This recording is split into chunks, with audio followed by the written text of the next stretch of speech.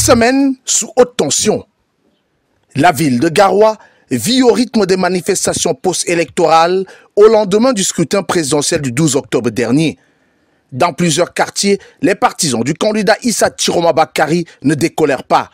Ils accusent le régime de vouloir voler la victoire du candidat du FSNC qui s'est par ailleurs autoproclamé vainqueur du scrutin présidentiel.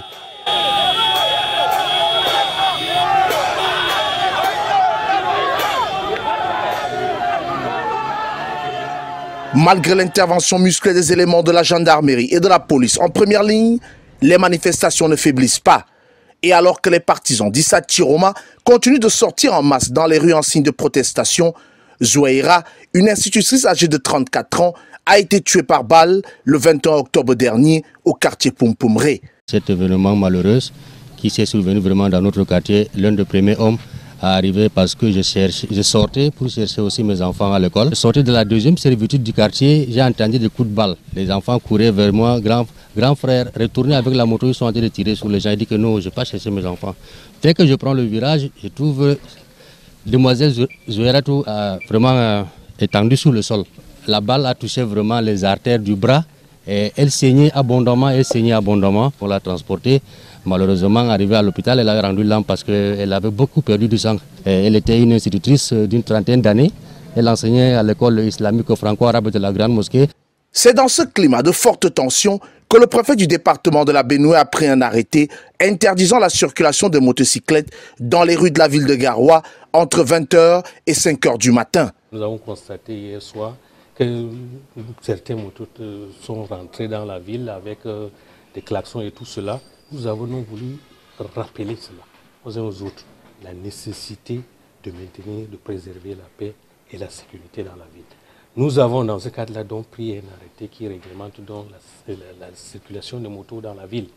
À partir de 20h jusqu'à 5h du matin, la circulation des motos demeure donc interdite dans la ville de Garoua pendant une période bien déterminée. Après cette période, nous allons nous asseoir avec eux pour pouvoir faire en sorte qu'ils continuent leur travail dans la sérénité, dans la sécurité, et nous, que nous puissions donc garantir efficacement les missions qui nous concernent, à savoir la sécurité, maintenir l'ordre et veiller à ce que les populations vont normalement à leurs occupations. Nous sommes les mendiants de la paix. Nous cherchons toujours la paix. Et tout ce qui peut nuire à la paix, nous sommes contre. Et il ne faut pas souvent considérer les brebis galeuses qui viennent s'introduire dans notre activité pour dire que c'est le secteur des mototaxis. Il y a quelqu'un, il peut pas arborer son gilet, il vient introduire dans l'activité de moto, on va directement lancer la pièce sur les conducteurs de moto. Mais nous, on fait au maximum possible de sensibiliser nos conducteurs, de respecter les lois en vigueur. Selon plusieurs observateurs, la tension devrait encore monter d'un cran le 23 octobre, date à laquelle le Conseil constitutionnel doit proclamer les résultats définitifs de la présidentielle. Les résultats provisoires de la Commission nationale de recensement des votes donnent Paul Biya en tête avec 53,66% des suffrages contre 35,19% pour Issa Chiroma Bakary. L'ancien ministre de l'Emploi et de la Formation professionnelle a de son côté publié ses propres chiffres et s'affirme sur la base de procès-verbaux vainqueur avec environ 55% des suffrages.